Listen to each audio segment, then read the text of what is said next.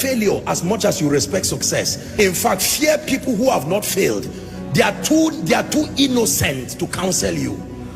There is a requisite level of failure you must carry as a badge to balance your understanding in counseling people. Believe me, anybody who comes to you with 100 over 100 is still a child in the school of success. There is a requisite scar that gives you a balanced perspective.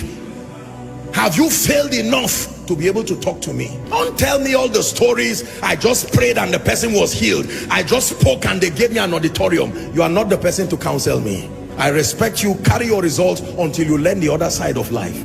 My goodness, there are people that have failed enough and they can talk to you.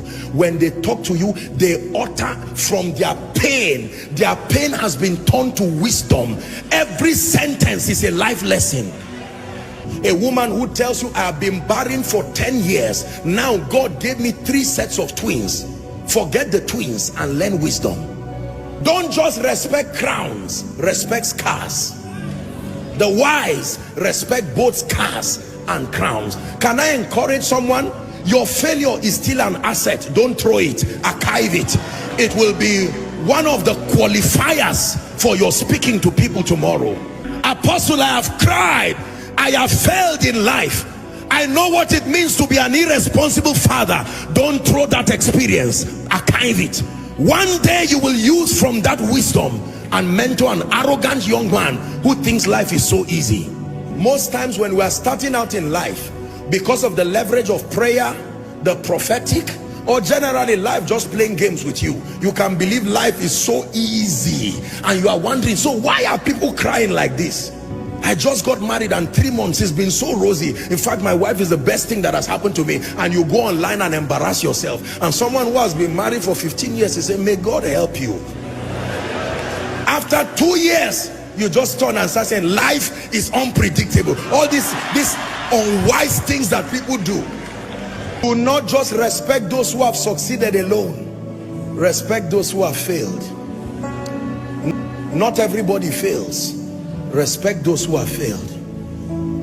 Failure is an asset when you can turn it to power.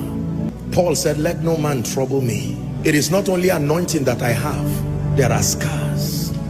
Gentlemen, don't just look for those who live in mansions. Go and look for mama and let her teach you the secret of happiness in a hut. There is something you need to learn, because the money you think will come from the mansion, you will be surprised. You don't know the depression and the drugs that surround those mansions. Sometimes you need to learn from both a king, but you need to learn from the slave that is in his palace. There is something the slave can tell you that even the king does not know. The slave is the one who cleans the palace. He knows what he has seen there. Why will the Lord speak to a young virgin through an angel and says, Mary, you are highly favored? And the next thing that follows that woman is pain, controversy. There was nothing in the life of Mary that I have seen that looked like favor. An angel comes from heaven and says you are highly favored. I would expect the king to call her and say, I had a dream. There is free land for you. As soon as Jesus is born, you become tax-free. That sounds to me like favor. So God calls scar favor. He calls controversy favor. He calls pain favor. Why would you say a woman is high? God is speaking to someone. Don't listen. You may cry, but don't be embarrassed about your failures again. There is something about the speaking of God, that until you are at your lowest moment, there is something about the voice of God you cannot hear.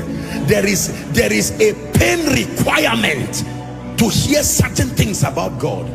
Tonight's message is very deep. For some of you, you really will not understand it this night. You are too innocent. You have been shielded by the sacrifices of others. You may not really understand this. There is a pain requirement that brings out the clarity and the purity of the to hear certain things about God. Tonight's message is very deep. For some of you, you really will not understand it this night. You are too innocent. You have been shielded by the sacrifices of others. You may not really understand this. There is a pain requirement that brings out the clarity and the purity of the voice of God. There is a way a man of God fails and fails and fails in ministry, that he goes back and he says, Lord, teach me. When he writes a book about the leadership of the Spirit, read it. That pain has purified any flesh and the need to make a name. It's gone. That is the reason why when people go through things and they come out of it, they usually come out with an anointing. Barren for 16 years, laughed at by people. As she gets triplets, it's not only children she got. The day she speaks over you, she will terminate barrenness in a moment, because every time she sees you, like the high priest, she's touched with the feelings of your infirmity. Let me tell you the truth. You see, many of you see today that I pray for people and I'm just speaking and you see the power of God. It's not only prayer and anointing, no. There is a pain requirement that has reached down to the bowels of power and has drawn genuine, authentic spiritual power.